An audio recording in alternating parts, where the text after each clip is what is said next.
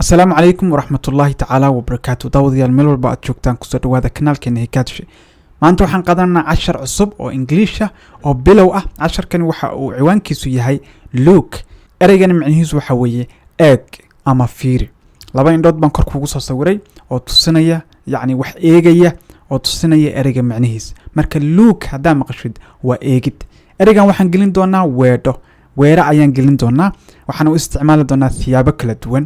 macnihiisa oo dhameystiran waxa fahmi doontaa markii weera kala duwan la geliyo. bal 10ka aan guda galno. weeda koowaad look at this. calaamadan horta aan sheegay calaamadan waxa la yiraahdaa calaamatu tacajub. carabi ahaan markii Soomaali ahaan waxa la yiraahdaa calaamadii la yaabka. waxay tusinaysaa waxa weeda laga hadlayo ama ereyga la soo qaatay in waxyaalo kadis ay ku jiraan. kadis maxaan ka wadaa ama digniin ayuu ereygu xambaarsan yahay. macnihiisu waxa weeye wuxuu ka hadlayaa waxbuu kaaga digayaa ama ereygu kadis buu wataayo wax farxad leh. tusaan kale qof baa wax cusub ku soo gaday oo kadis kaaga dhig. surprise baan Soomaali hadaan surprise baan u sameeyay qofkaas ama waxaas aan u sameeyay. wuxuu tusinayaa waxyaalo farxada oo qofka aad kadis uga dhigaysid. marka ereygan wuxuu ku leeyahay look at this. look at waxa weeye inaad wax fiirisid. inaad fiirisid. look waxaan waa fiirin laakiin inaad wax fiirisid ba waxa la yiraahdaa look at this na waxaan soo sheegnay inay tahay kan. marka kan fiiri baa leeyahay look at this. kan fiiri waxaan fiiri qof baa kadis kaaga dhigay waxyaalo cusub ku soo gaday markaas ku leeyahay waxaan fiiriyay Allah waxaan fiiri halkan fiiri. macna look at this waxay macnaheedu waxay tahay waxyaalo kadis lagaaga dhigay oo lagu tusayo. marka look at this baa lagu yiraahdaa kan eeg. weeda labaad look at me isoo fiiri aniga isoo fiiri. ereyga me wuxuu u taagan yahay aniga laakiin waxa ka dhigi kadhaa iyada waxa ka dhigi kadhaa isaga halkaas bedelaysaa kaliya. si aad Englishka u baratidna waa inaad taqaantaa meesha u baahan in la bedelo si waxa weeye ereyadaadu ay kugu bataan. tusaan kale aniga hadda waxaan kugu soo dhigay halkan look at me oo aniga isoo fiiri. laakiin si darabti inaad tiraahdo iyada fiiri darabti inaad tiraahdo iyaga fiiri darabti inaad tiraahdo xayawaan ama shay fiiri seeba u dhahaysaa. waa inaad taqaanaa pronoun-kan ama wax weeye magacyaalkii aad ku bedeli lahayd. magacyaaladana hore baan uga soo hadalnay 10ka magacyaalada dib ugu noqda hadiina aqoon dabadeedna soo daawada. marka fahantaanna waa ina awood u yeelataan ina erey walba oo magacyaal wata magacyaalkuna uu yahay waxa macnaha u sameynaya tusaan ahaan kale inaad bedeli kartid. weeda saddexaad look over there. tan waxa la socota waxa weeye calaamad tacajub ama exclamatory mark ama calaamad tacajub calaamad la yaabka. marka look over there qof baa wuxuu ku tusayaa meel. look over there halka fiiri biir waxbuu rabaa la yaab leh midaan ku arka meesha. marka wuxuu ku leeyahay look over there halka fiiri.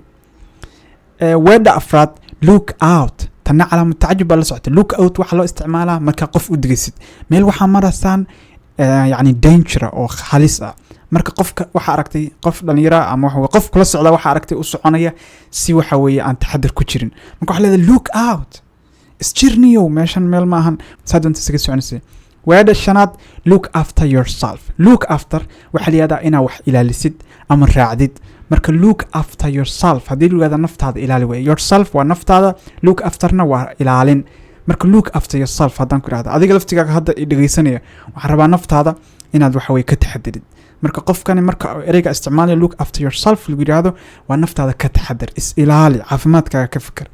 weeda lixaad I will look into it waxa la yiraahdaa inaad wax baaritaan ku sameysid. inta badan kuwan waxa isticmaala waxyaalaha kuwan la yiraahdo dambi baarayaasha. marka ama waxa weeye qof aad rabto arrin inuu si dhiib leh si hoose inuu u baaro I will look into it. qof baa wax ku sheegay wixiina xog badan kama haysid ama wax cajab leh buu kaaga sheegay markaas waxa ku tiri I will look into it. arrintaas si fiican baa si daba galaya inuu baaritaan ba ku sameeyaa.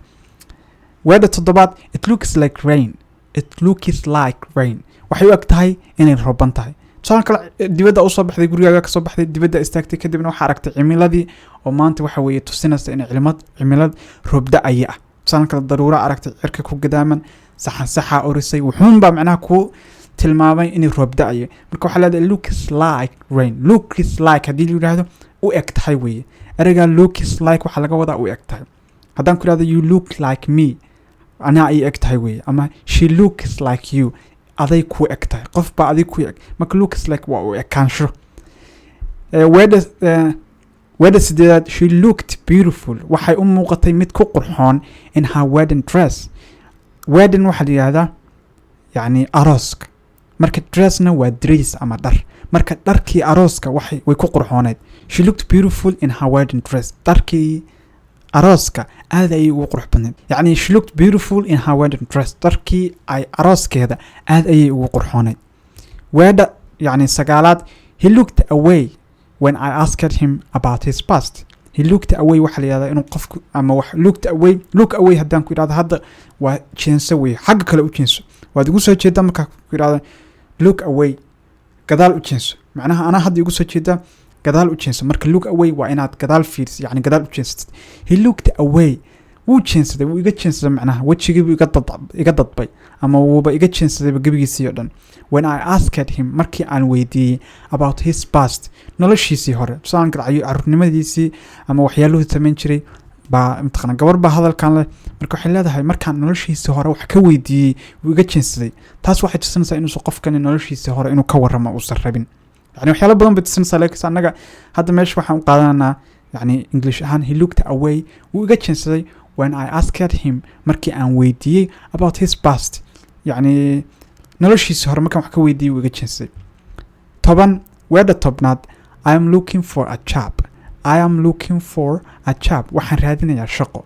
looking for waa raadin. I'm looking for you haddaan ku yiraahdo adaan ku raadinayaa weeye. I'm looking for her ayadaan raadinayaa weeye. I'm looking for him isagaan raadinaya, marka looking for waa raadin. marka anigu hadda waxaan leeyahay I'm looking for a job, waxaan raadinayaa shaqo. job waxaa laga wadaa shaqo, marka I'm looking for a job. haddaan idhaahdo isagu shaqo raadinaya maxaan dhahayaa he is looking for a job, isagu shaqo raadinaya. haddaan idhaahdo iyadu shaqo raadinaysa haddaan rabo inaan dhaho maxaan dhahayaa she is looking for a job. marka looking for a job ma bedelayo, laakiin waxaan bedelayaa clear pronounka iyo magacyaalka iyo helping verbka waxa la yiraahdaa. helping verbka waxa laga wadaa tusaalan kale he is ta raacda helping verb la yiraahdaa, he-na waa pronounki, halkan I iyo taas waa helping verb, I-na waxa weeye pronounki. marka I'm looking for a job haddaan ku yiraahdo shaqaan raadinayaa weeye. cashka intaasaan kusoo gabagabeynayaa. casharadan oo kale waa soo badin doonaa haddii ila xidmo, waxaan kusoo qaadan doonaa hal eray, waxaana gelin doonaa weedho kala duwan si qofku uga qaato macno aad u ballaaran oo runtii anfacaya. casharadana markii aad daawanaysaan fadlan ku taxadara inaad yacni noloshiina ku dabaqdaan. Englishku waxa la yiraahdaa waa inaad yacni luqadda Soomaaliga oo kale qofku wuxuu ku bartaa marka uu dhalinyaro yahay ama yar yahay, ilmaha yarka yahay inuu yacni luqadii isticmaalo.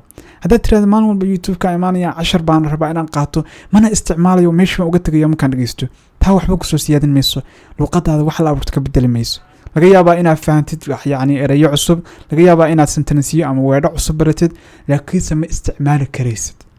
luqaduna waa isticmaal, waxa u baranaysa waa inaad dad kale culture-kooda, dhaqankooda iyo waxa weeye noloshooda wax ka baratid, inaad la hadli kadid afkaartaada iyo waxyaalaha aad aaminsantahay, inaad dad kale u bandhigi kadid, inaad wax ku dhacsan kadid, inaad waxa weeye dee siyaabo badan baa loo isticmaala ka hadli mayna halkan, laakiinse luqadda noloshaada ku dabaq waa qaybta ugu muhiimsan ee aad fali kartid si aad luqad walba noocay doonto ahaatee. Soomaaliga haddaan isticmaalin maalin walba oo aan ku hadlin oo aan waxa weeye adeegsan waa iga dhumaya. weydii dadka Mareykan iyo waxa weeye ama qurbaha jira meeshay doonaan bahaade, laakiinse dad Soomaali kula hadla aan haysan.